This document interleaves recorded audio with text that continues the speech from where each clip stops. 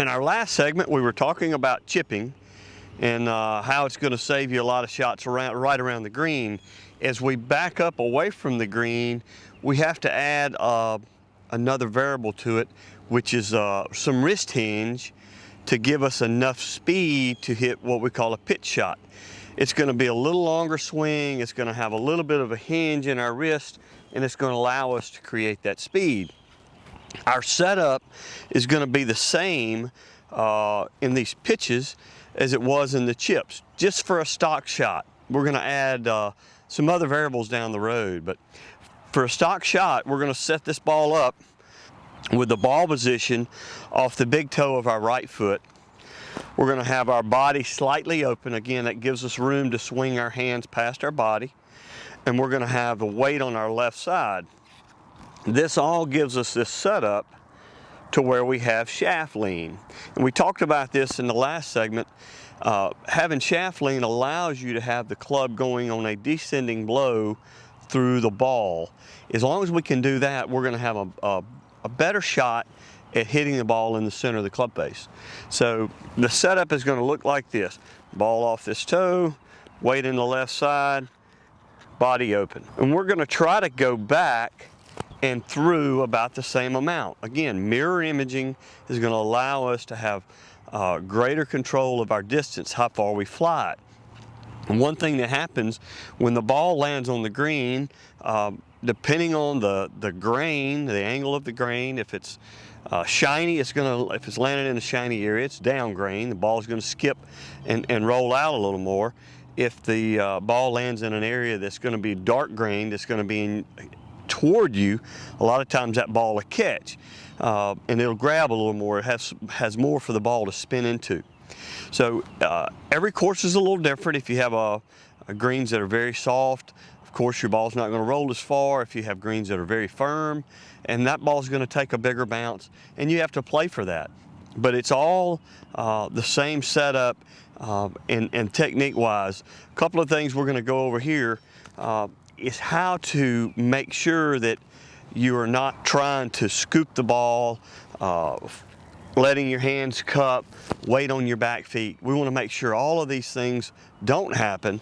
Having that weight forward with that shaft lean helps us hit those shots. So this would be a standard shot. I'm trying to pick me a little spot there.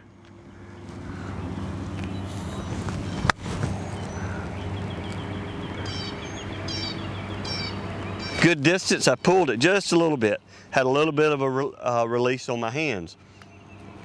The idea there is I actually took a divot, a very, very small divot, but that club was traveling down. And that's what's going to give us that good impact every time when we're trying to hit these pitch shots. If I need to hit this ball lower, I can even play it farther back, and it's going to create a little more of a closed club face, a little more of a run shot. It'll scoot a little bit more.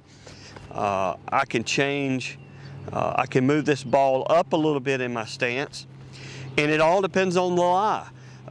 With this, I have a great lie. I'm cheating, I'm moving the ball around, I'm getting me a good fluffy lie. I can move this ball up in my stance. Now I've got it almost on my left heel, and I'm going to open my club face. So as I open my club face to hit this higher shot, I do a couple of things. I spread my feet out because I'm making a longer swing, and I'm going to move my ball position up, open my body. So it's going to look something like this. Very high, soft shot. So it's something that you can go practice. And again, there are infinite variables. Lie dictates everything.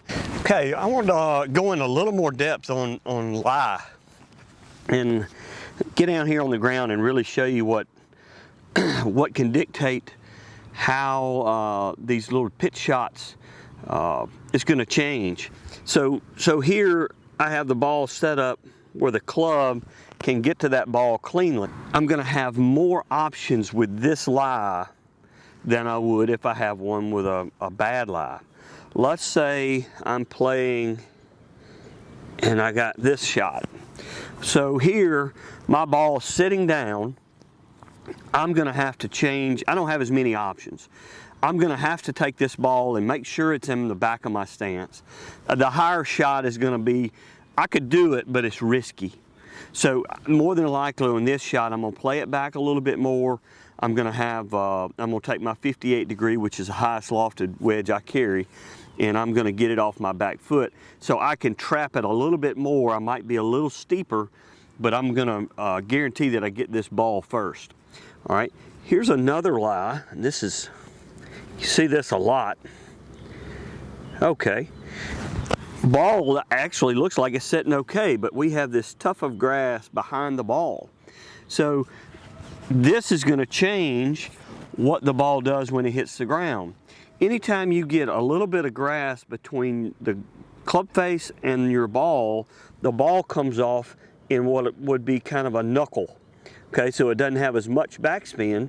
So when it hits the green, it's gonna have a tendency to release and run farther. So again, lie dictates a lot of things. I'm gonna go show you some more lies that, and how to play these. We've got a shot that's about 10, 20, flying at 25 yards to a green. I've hit it too far over the green. Now I'm in the hard pan, and this is a very difficult shot.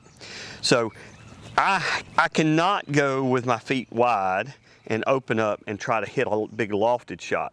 I don't know if you can see, what happens is because of the bounce of my club, the leading edge of the face right here is not low enough.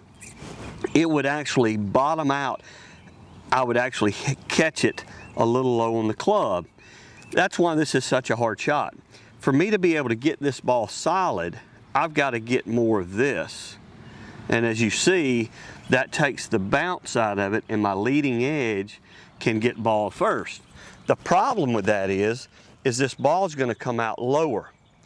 You get in this scenario, and I might risk this shot and try to fly it in the fringe, and I might get away with it. But I'm gonna have to play that off my right toe. I don't have any options at all. And then I'm gonna have to have that very descending blow, and I'm gonna try to land it in the fringe. Well, flew it too far. So there I am, I got a 15, 20 footer for par.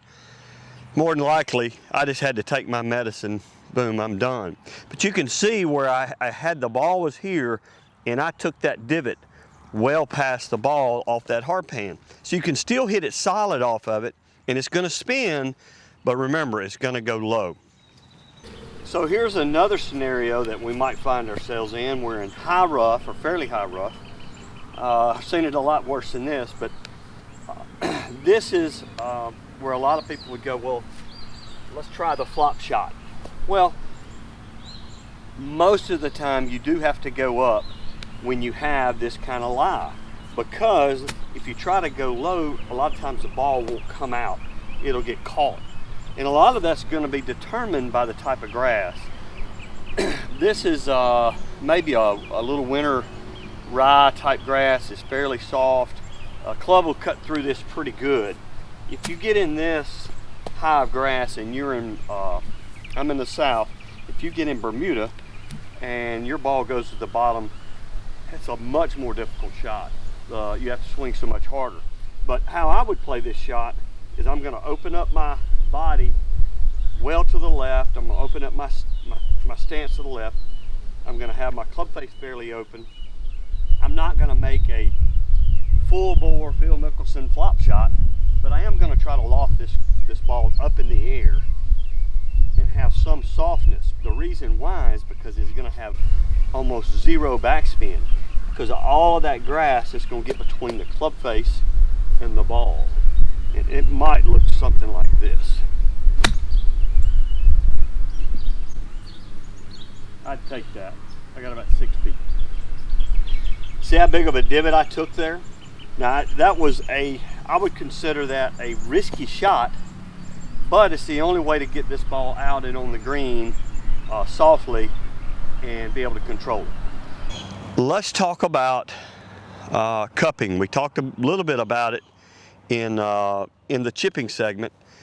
But this is much more difficult to control, the cupping part of it, where people have this. And I struggle with it at times too, especially if I haven't practiced much. So what we'd like to have is when we go through this, our chest keeps moving, the club stays in front of our chest, and this right foot is going to come up a little bit. If we don't have the flexibility to keep turning. So it would look like this in our finish swing. The club is still kind of pointed at my belly button or my chest. My arms are still in front of me, and this didn't happen. A lot of people struggle with this, and what happens is their shoulders quit rotating. When they're going through their shot, their shoulders stop. So what has to happen? You see it right there. The weight of that club head makes it want to release. It's going to flip, or it's going to cup. Boy, that's scary. We're hitting a lot of skull shots. Detrimental to your scores, I can promise you that. Been there and done that. If you're one of the people that struggles with the wrist cupping, you can take one of these aiming sticks, or it's a driveway marker from Home Depot. And they're pointed. This one may be a little hard to get in there, but. All right, you can take that and run that down the shaft. Once you get it in the shaft, it's gonna rattle a little bit. It's not a big deal. What this is gonna do, if I have that ball off the right toe, body open, this shaft, I'll do it this way, this shaft does not touch my left side, this rod. If I were to go through my shot and my wrist cupped, I would hit myself right here, like this. But this will get you out of that. You can practice this. It's gonna make a little rattle, but you see how the left arm and the shaft stayed the same through impact. I need to do that more often. That was a really good chip. Another thing that people struggle with in their pitching is when their weight doesn't get to their left side. They have their feet, like a standard golf shot. If you do that and we try to get that weight to that left side, it's just awkward. It's not comfortable to do, and it's very hard to make sure that weight stays left. The tendency is the weight wants to go back. And this is what you'll see people do this, and you can see right now when we talked about that center of gravity, I'm marginal. I'm gonna bottom out. Ooh, that's scary. Drop kick, hit the ground before the ball. I got lucky and still got it on the green, but it's basically a skull shot. So if you see a friend or a buddy they're doing this, man, get them to get their feet together and get that weight on that left side, and this is going to allow them to rotate through those shots and have the ball a club going down into the ball. It's going to be a much more consistent shot. In our next segment, we're going to talk about wedges and a dead hand shot.